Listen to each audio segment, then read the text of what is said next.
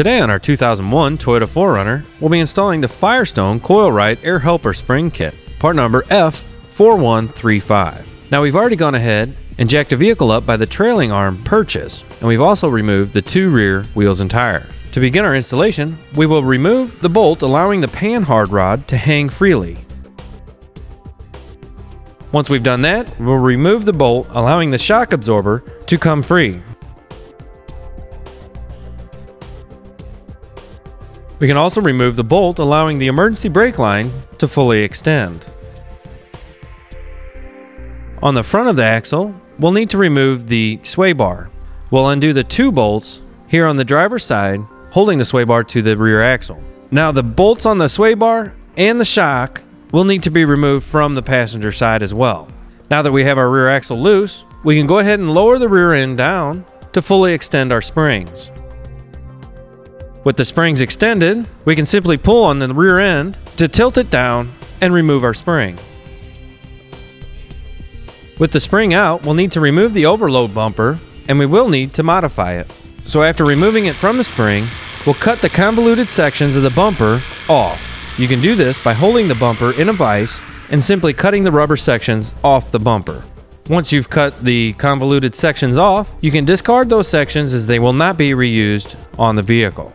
Now that we've modified our overload bumper, we can move back to the spring where we'll place the air spring inside of the coil spring. We can then reinstall our overload bumper.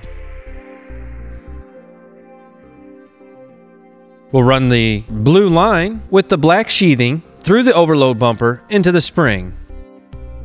We'll then simply just push into our air spring here at the nipple on the top of the air spring. With that connection made, we're ready to reinstall our spring. Now when reinstalling the spring, we'll need to make sure that we run our airline up through the opening here in the frame. Once all the airline is pulled up through the hole, we can reinstall our spring. You'll want to make sure that the spring is seated in the perches exactly the way it was when it came out. Now that our spring is back in place, we can raise the rear end back up into the vehicle, compressing the spring. We can then reattach our sway bar, our Panhard bar, and our shocks. Now with our rear end reassembled, we're ready to run our airline. You'll want to make sure that you stay away from any moving suspension components or any hot components such as your exhaust. As you route your line through, we'll come up to the pre-existing hole in the bumper here, which will make a great access for our push-to-connect inflation valve. We can then use the flat washer, the inflation valve, and the nut provided to attach it to the bumper.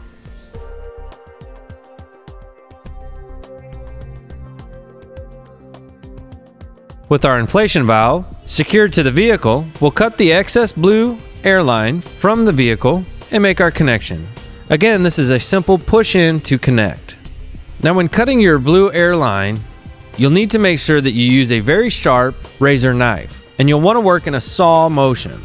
With our airline run, we can then simply use the included zip ties to attach it to the frame of the vehicle and keep it out of the way. With our air helper spring kit fully installed, we'll go ahead and show you what the bags do when inflated. As we inflate it with air, you'll notice the bag expands within the spring, even raising the vehicle's ride height.